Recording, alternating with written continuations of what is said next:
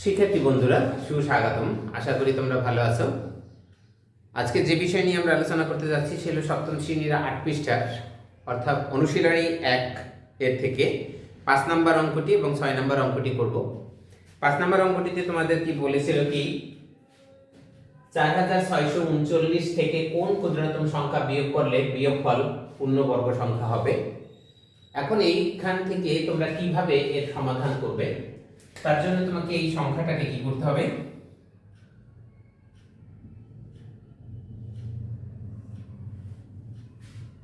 এটার তোমাকে প্রথমত বর্গমূল নির্ণয় করতে হবে। দেখো জোড়ায় জোড়ায় বর্গমূল নির্ণয় করতে হয়।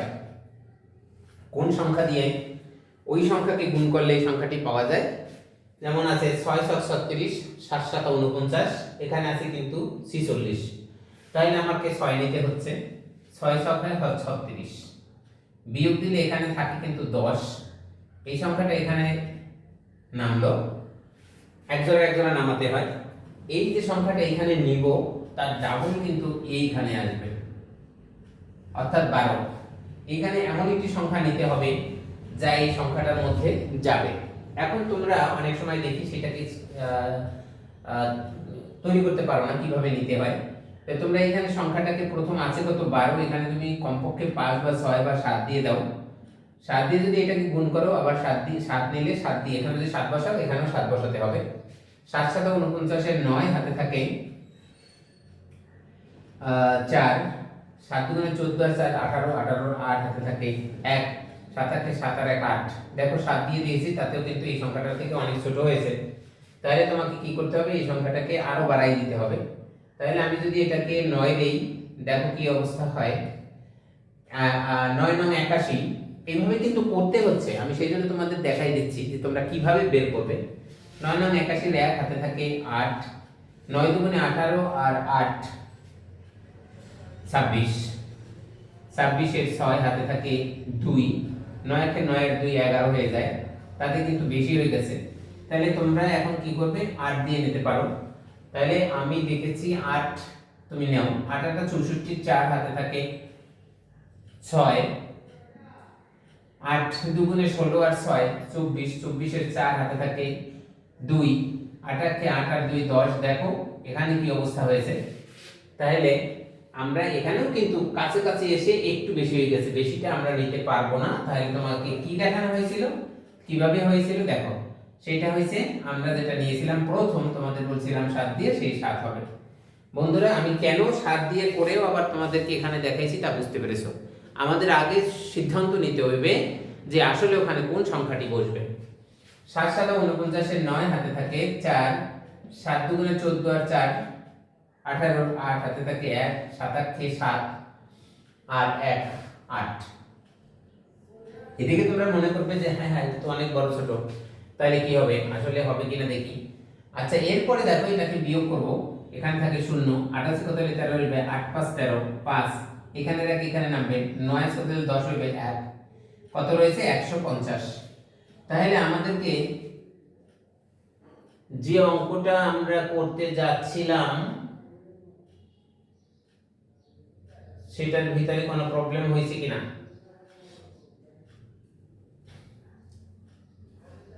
এখান থেকে 6 0 0 এখানে 10, এটা ঠিক আছে। অঙ্ক তোলায় কোনো ভুল আছে কিনা সেটা জানতে হবে, দেখতে হবে। ওকে,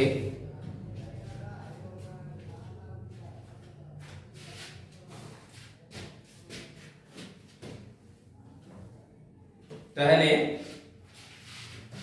আমরা কি পাইছি, এখন তোমরা লিখবা কি এখানে বন্ধুরা। এখানে তোমাদেরকে লিখতে হবে কি কথাটা বলা হয়েছিল, যে এই সংখ্যাটা থেকে কোন ক্ষুদ্রতম সংখ্যা বিয়োগ করলে বিয়োগফল পূর্ণবর্গ সংখ্যা হবে। তাহলে আমরা লিখব এত সংখ্যাটি বিয়োগ করলে, অর্থাৎ এই সংখ্যাটি থেকে এখন লিখবা, তোমরা পরীক্ষায় লিখতে হবে 6 4 6 3 9 থেকে 150 বিয়োগ দিলে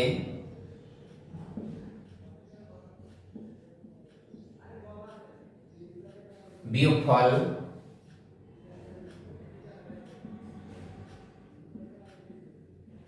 পূর্ণবর্গ সংখ্যা হবে। পূর্ণবর্গ সংখ্যা হবে। আশা করি তোমরা বুঝতে পেরেছো। পরে আমরা 6 নাম্বার অঙ্কটি করব। দেখো এখানে 6 নম্বরে কি বলেছিল বন্ধুরা, 6 নাম্বার হইছে তোমাদেরকে বলেছিল 5 6 5 6 0, এখানে তোমাদের সংখ্যাটা পরিবর্তন হবে যে 5 6 0 5 সাথে এত এর সাথে কোন ক্ষুদ্রতম সংখ্যা যোগ দিলে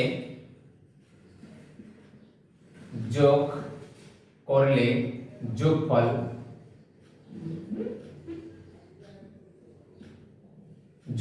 পূর্ণবর্গ সংখ্যা হবে। দেখো এখানে তোমাদের অঙ্কটা তৈরি করে দিলাম বন্ধুরা। এখানে বলা হয়েছিল এর আগে যে অঙ্কটা ছিল সেটা ছিল 5 নাম্বার, এখন যেটা করতে যাচ্ছি সেটা হলো 6 নাম্বার। 6 নাম্বার অঙ্কটিতে বলেছে এত এর সাথে কোন ক্ষুদ্রতম সংখ্যা যোগ করলে যোগফল পূর্ণবর্গ সংখ্যা হবে। তাহলে আমরা এটাকে কিন্তু একই সেম ভাবে করতে হবে। এখানে আছে কত 5 6 0 5, এটার বর্গমূল করব জোড়ায় জোড়ায়। তাহলে এখানে কিন্তু 7 7 49, 8 8 64 হয়ে যায়, এখানে 7 নেব। 7 7 49 6 4 9, বিয়োগ করলে 9 আছে কত হলে 16 হবে, 9 আর 7 16, 16 এখানে আছে 5 এর 5 মিলে যায় 7 0 5, এক জোড়া নামবে। তাহলে এই সংখ্যাটা আছে এখানে, এটার নাম, এটা কিন্তু ডাবল আমরা এখানে নিয়ে আসবো, 7 দুগুণে 14। ডাবল নিয়ে আসার পরে এখানে সংখ্যাটা যদি আমরা এই রকমের তোমাদের আগেও দেখাইছিলাম, এখানে 14, এখানে যদি আমি কত 4 নেই, তাহলে 4 দিয়ে 4 এর গুণ করবা, 4 4 16, 6 হাতে 1, 4 4 16 আর 17, 7 হাতে 1, 4 হাতে 4 আর 1 5। এখানে কি আসছে 576, এখানে কিন্তু 700 আছে। তাহলে তোমাদের কি বলেছিলাম, এই সংখ্যাটাকে একটু চেঞ্জ করে লিখবে, এখানে 5 দিবে। তাহলে 5 এখানে 4 দিয়েছিলাম 5 দিয়ে, 5 5 25 এর 5 হাতে থাকে 2, 5 4 5 20 আর 2 22 এর 2 হাতে থাকে 2, 5 আর 5 আর 2 7। দেখো এই যে কথাটা তোমাদের দেখালাম, একবার কিন্তু আমরা এটা নিয়ে আমি কিন্তু চলে যেতে পারতাম সামনে, কিন্তু আরেকটা নিয়েছি কেন, এখানে আছে 705, এখানে আছে 725, তাহলে এই সংখ্যাটা কিন্তু নিতে পারছি না, অর্থাৎ সংখ্যা যেটা আমরা আগিয়ে নিয়েছি সেটা 4। দেখো 4 দিয়ে যদি আমি এটা গুণ দিই হবে 5 7 6, বিয়োগ দিবা 6 আছে কত হলে 15 হবে 9, এখান থেকে এখানে আসে 1, 8 আছে কত হলে 10 হবে 2, এখানে থেকে এখানে আসবে তাহলে থাকবে 1। তোমার এই সংখ্যাটা রয়েছে, তোমার লিখতে হবে কি, এবার লেখাটা আমি সুন্দর করে দেখাই দিই তোমাদেরকে বন্ধুরা। এখানে একটু লেখা বেশি রয়েছে, কিন্তু তোমার লিখতে হবে এত সংখ্যাটি নিঃশেষে বিভাজ্য নয়। 5 6 0 5 সংখ্যাটি, সংক্ষেপে লেখো, সংখ্যাটির পূর্ণবর্গ নয়, পূর্ণবর্গ নয়।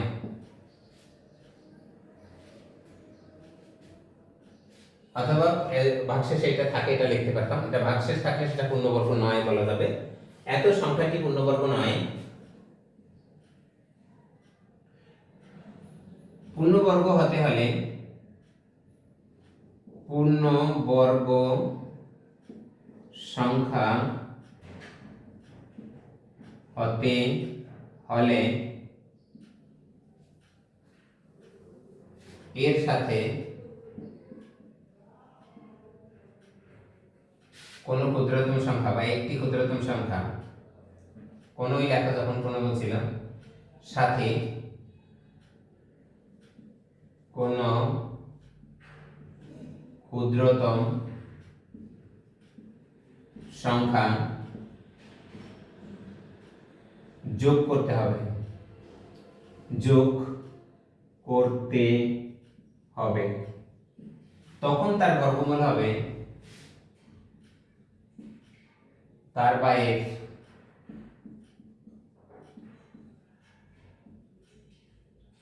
হবে। এখানে যে সংখ্যাটা হয়েছে 74, এর সাথে যোগ করতে হবে 1, সমান হবে 75, তখন তার বর্গমূল হবে 75। তাহলে বর্গ সংখ্যাটি হবে,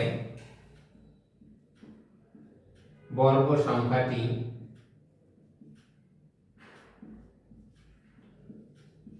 হবে 75 গুণ 75। তোমরা গুণটা অন্য জায়গায় করে আনবে। 75 গুণ 75 কত হয়? 5 5 25 এর 5 হাতে থাকে 2, 5 7 35 এর 2 37, 5 7 35 এর 5 হাতে থাকে 3, 7 7 49 আর 3 52, 5 7 12 2 হাতে 1 6 5, 5 6